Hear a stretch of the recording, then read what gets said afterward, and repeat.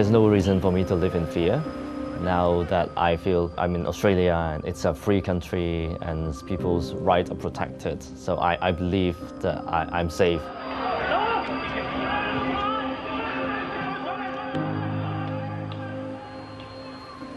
Former Hong Kong legislator Ted Hui now enjoys the freedom and safety of Adelaide, but the price is he may never return home. I think it's only reasonable to think that I will get arrested right away at the border if I return to Hong Kong. In 2019, Hong Kong streets echoed to protests of pro-democracy supporters fighting to stop Beijing's attempts to take over control of the territory.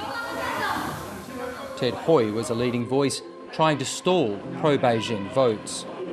We can see that Beijing is pushing it to the extremes and go a few more steps forward to totally eliminate all dissents. So now Beijing doesn't want only basic control over Hong Kong, it wants complete 100% control. After a major security crackdown, the protests stalled and Beijing's control is now complete.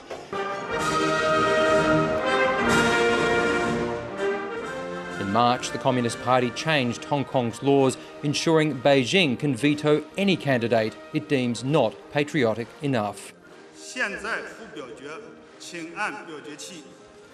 They've taken over the legal system and systematically shut down any avenue for dissent, any avenue for protest, any avenue to stand up and run as a candidate, if you like, in a democratic election against the government and express dissent against Beijing. So it's all gone.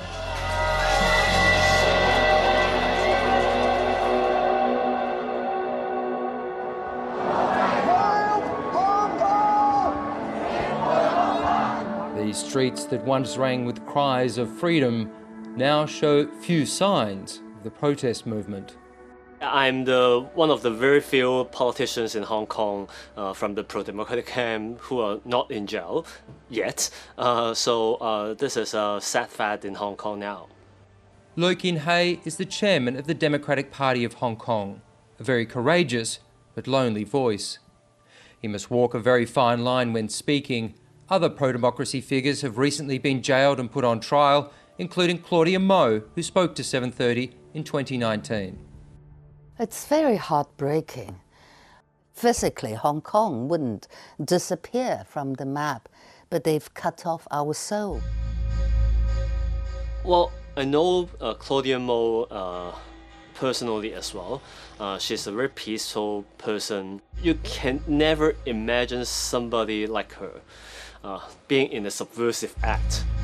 The state of affairs in Hong Kong now is dangerous and is always being threatened when you're talking, even though you're talking about just some very simple and some basic things like democracy, freedom, human rights. We have been always aware that we are facing the strongest authoritarian regime in the world. So I think we all understand the difficulty of this battle. Nathan Law is another former Hong Kong politician, now exiled in the UK, where he lobbies European and other foreign politicians to keep pressure on Beijing. So I think the fate of Hong Kong really depends on whether the international community could work together and to have the strong determination in curbing China's rising authoritarianism.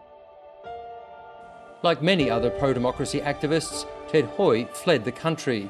He was granted an Australian residency visa this year. I believe that free countries should really join hands together to show solidarity for those being victims, for those being thrown to jail, persecuted. And it's also a message, a gesture to Beijing that in long term, there will be consequences.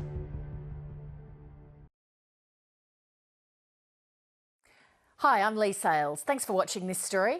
If you'd like to watch more of 730's stories, they are on the left of your screen. And tap on the button below to subscribe and get the latest from ABC News.